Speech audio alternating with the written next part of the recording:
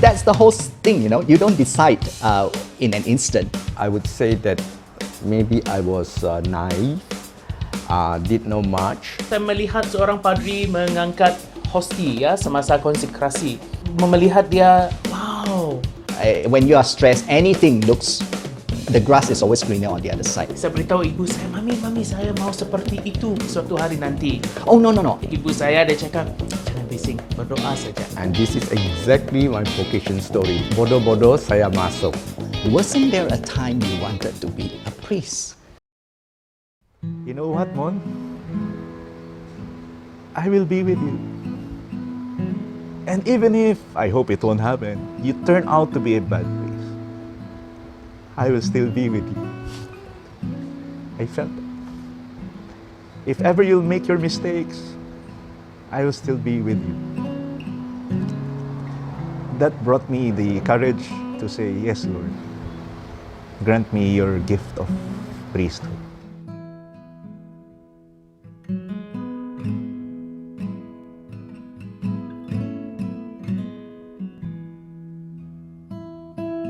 Oh, that's a very simple one. My parents, sheer relief.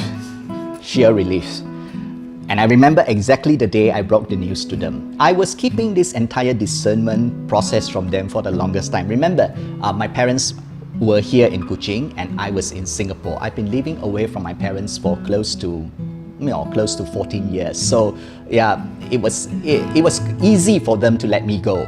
There was already that whatever empty nest syndrome has already long passed. So when I called my parents, and the reason why I had to call my parents was because the Jesuits was on the other end of the line. They said, look, you have placed an application to enter the Society of Jesus. The superiors have deliberated. They think that you can be considered to be a potential novice. That's the first step you go through to the novitiate. But before we accept you, we want to know that there is no objection from your parents. Do your parents object? And I said, do my parents know? They don't even know.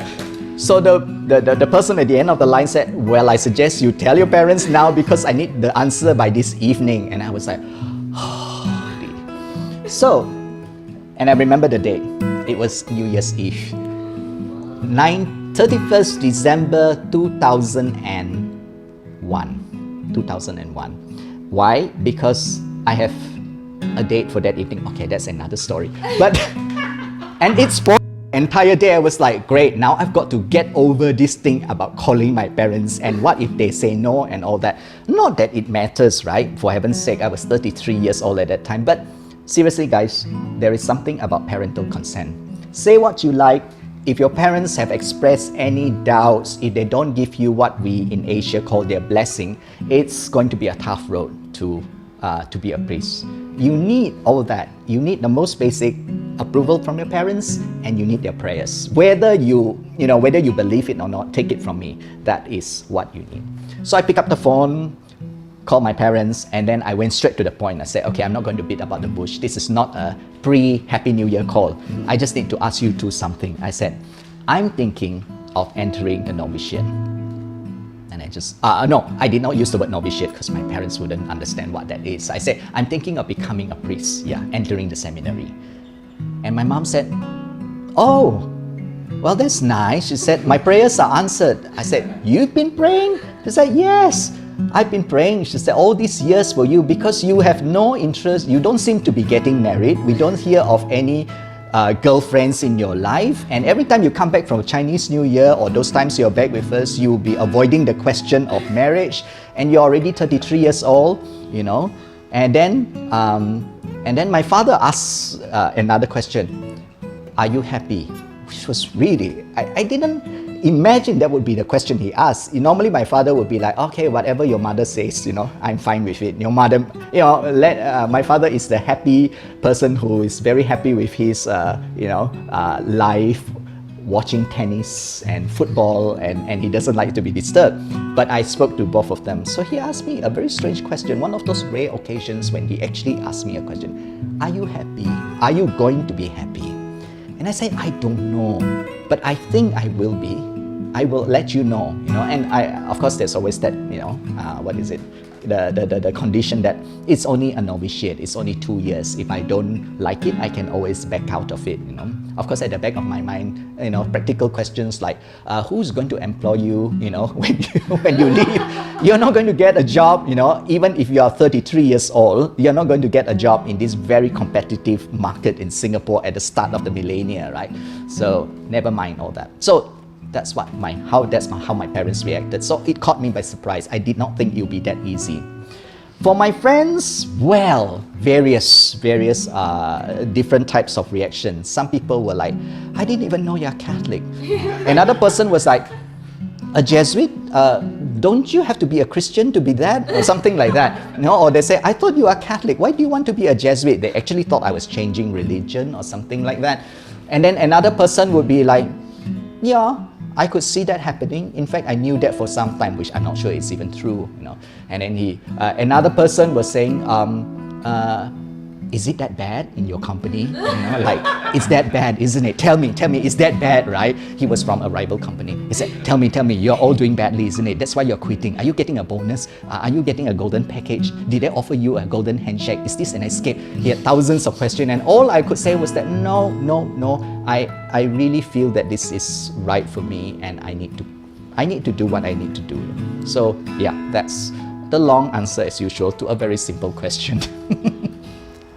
My father was highly supportive. My mother made one statement. She said, yeah, you join, I will not go to church again. But it never happened. I knew her heart. It was just a way of saying, no, I think you better not go. Yeah. But yeah, she remained faithful to her church. And I remember, I think at my ordination, she was the happiest woman present in that congregation. Yeah, she was really very happy. Yeah. Why did you think your mom said that?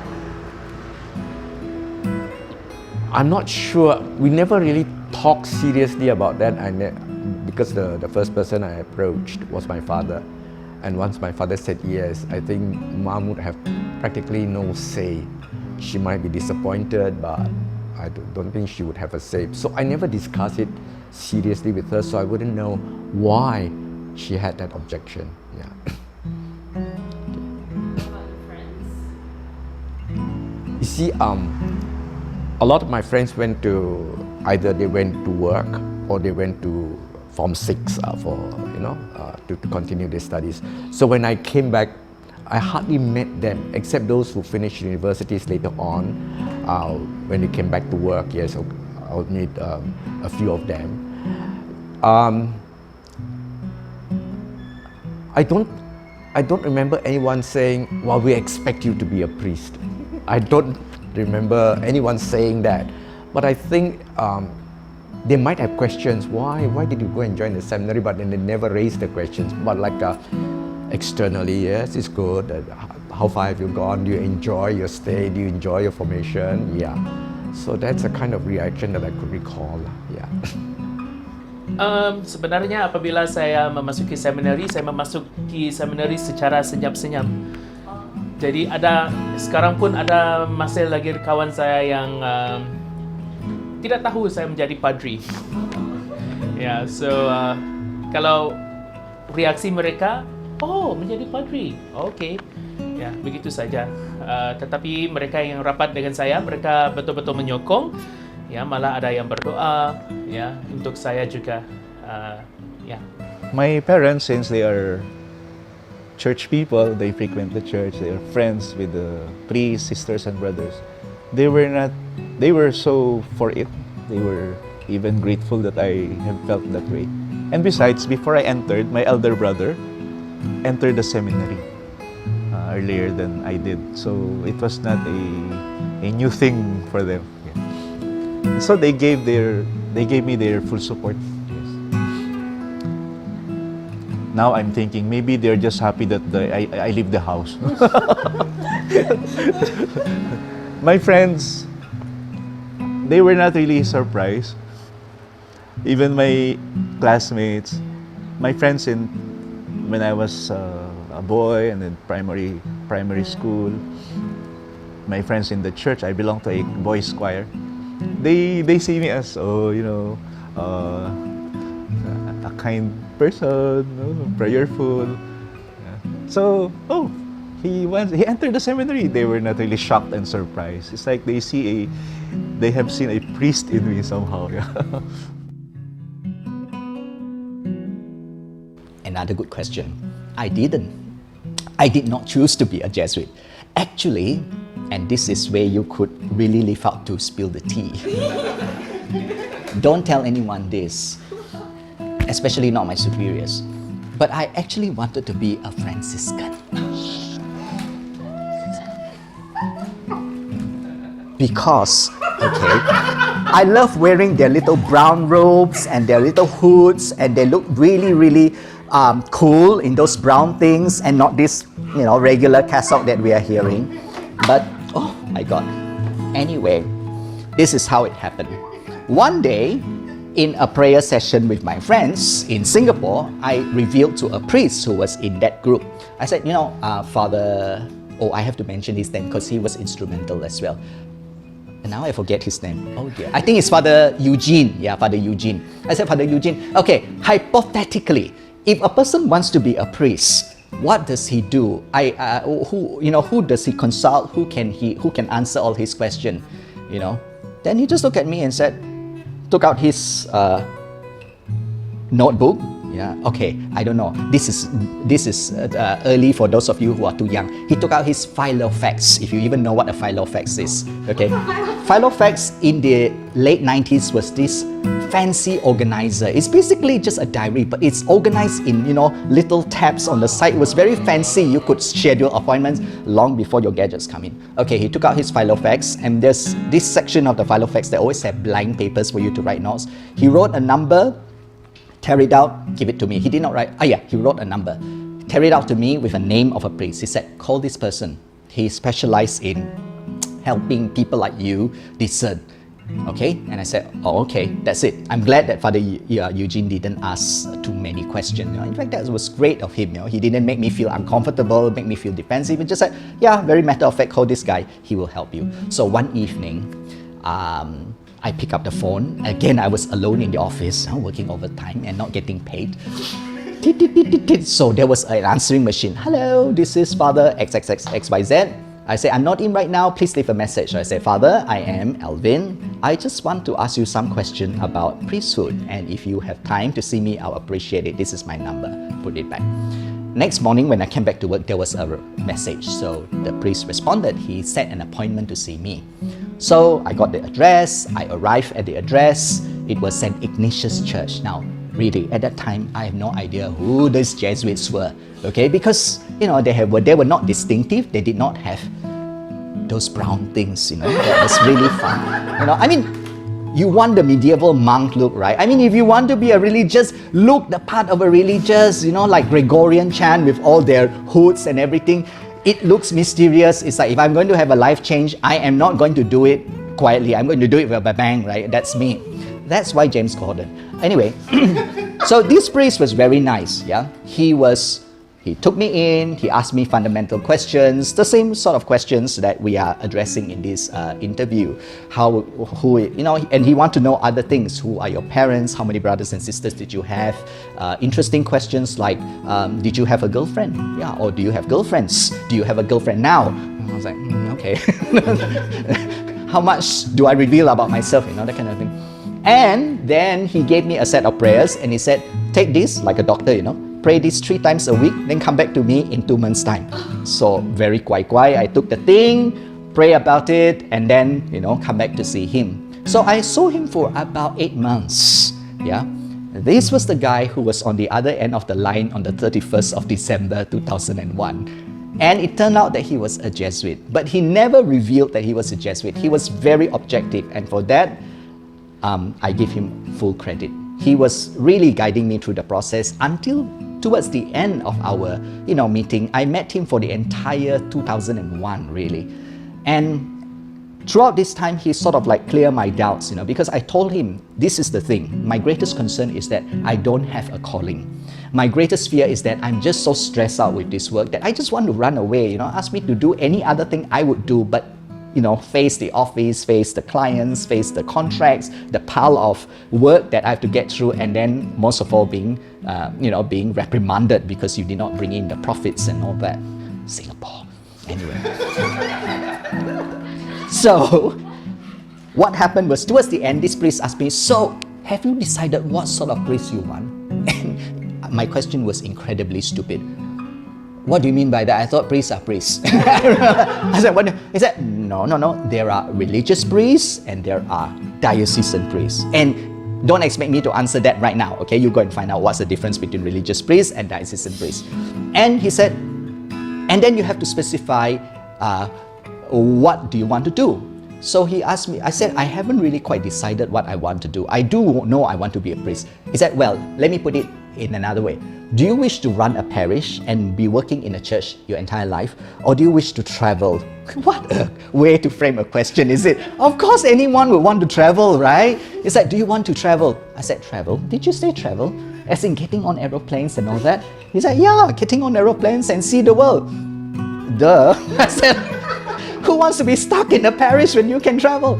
There's such a thing. He said, it's called a religious missionary priest. I said, oh, and do they wear those brown things? And he went, oh, brown things? Oh, you're talking about Carmelite fathers or Franciscan fathers? Yeah, some of them wear brown things. He was really, my level was at 0, right? So he was really very, very generous. He said sometimes they wear white things as well, yeah, like talking to a child.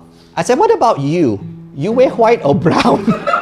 And he said, now that you ask me that question, I'm a Jesuit, he said.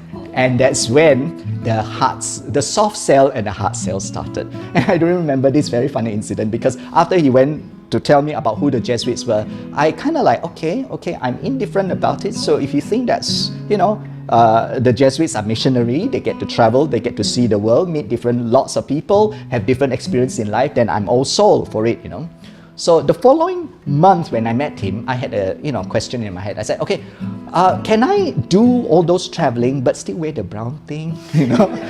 And he went, what is it with you and the brown thing? And I said, I just thought it looks very cool, and also because I have met friars in Singapore and, they are very cool, yeah. And so here's a shout out to the Franciscans in Singapore, especially those at St. Mary of the Angels. You guys rock and you really inspired me, yeah. So, whatever the case would be, this priest went, okay, you want to know about the Franciscans? I can tell you all about them. And he gave me like a 5-minute, very dry, thing on, they were from this is what they do, this is their charism, they are into animals and birds, which I was like, what? Animals and birds, nature.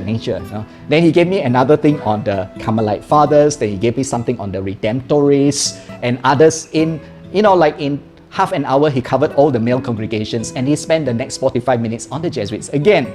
Yeah, so I was like, okay, I can smell the fish, or whatever you call it. But I'll give him the benefit. He was he did sell it enough to me to be convinced. And I was saying that, so no brown. He said, no, we wear white like everyone else. Any other colors? He said, well, sometimes if you go to Rome, you have to wear the black clerical shirt. Okay, I can settle for black because white doesn't look good on me, makes me look fat actually. And he said, we have a lot of work to do on you, obviously. And that was, did I answer your question? What was your question anyway?